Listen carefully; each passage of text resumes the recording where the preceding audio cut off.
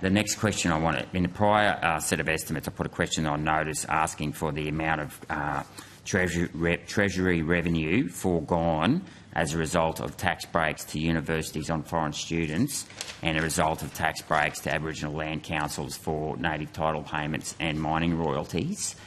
Given that both of these entities, Aboriginal land councils and universities, release annual reports, how is it that you can't cost the tax revenue foregone from the profit that these entities make? So I might see whether Dr. Chai can answer that question. It might come down to, though, whether or not they are tax expenditures and whether they're only tax expenditures if they're not part of the benchmark. But I'll leave that to... My name is Yong Chai from the Tax Analysis Division, and I'm responsible for some of the estimates. So, Senator, as you mentioned, like some of the tax treatments, especially nanny, they are actually part of the tax benchmark. So, by definition, they are not tax expenditure. That includes Section A55 for mining rights and foreign capital gains kind of tax treatment. And for but it's revenue foregone because we're giving a competitive tax advantage to foreigners over Australians. They don't have to pay tax. They can offer a higher price and get a higher weighted average cost of capital or cost of capital return because they don't have to pay tax. Well, Senator, the tax expenditure statement just measures tax expenditures relative to a benchmark. The benchmark involves some judgment. Different people would use potentially different benchmarks. Yeah. So I think here we've just taken a view of a benchmark. Yeah, sure. And this is broader than just the statement itself. This is about being competitive, Australian companies being competitive in their own country because they're trying to compete against foreign companies that don't pay the same rate of tax within Australia. But I've moved on from that. I want to talk about the universities and the Aboriginal land councils and that one.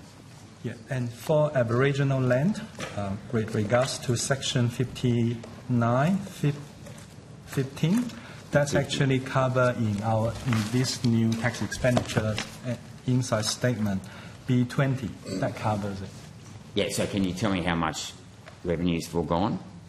Because of the kind of like data availability, we couldn't give very accurate estimate. Yeah. So that was the answer you gave me in the last time. You said there was a lack of data, yeah. But I'm saying that these entities do release annual accounts. So surely you should be able to cost it because there is data available there.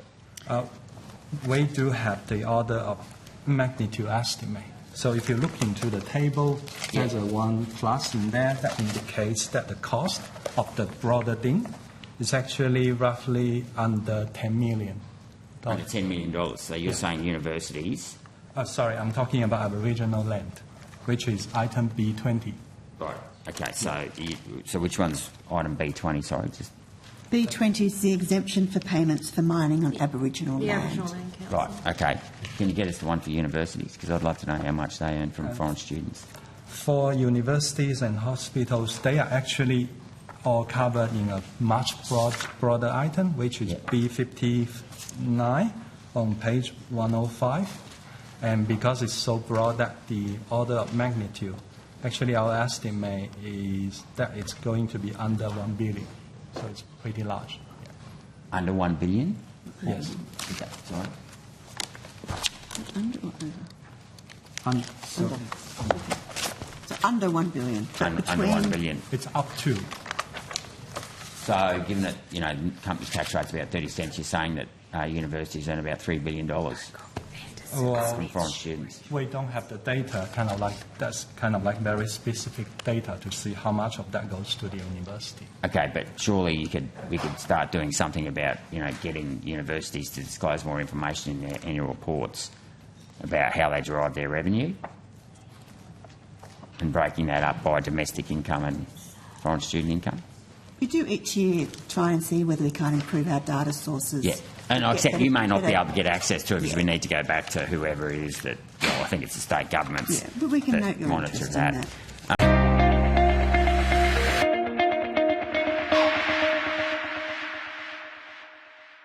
Authorised G. Rennick, LNP Chermside.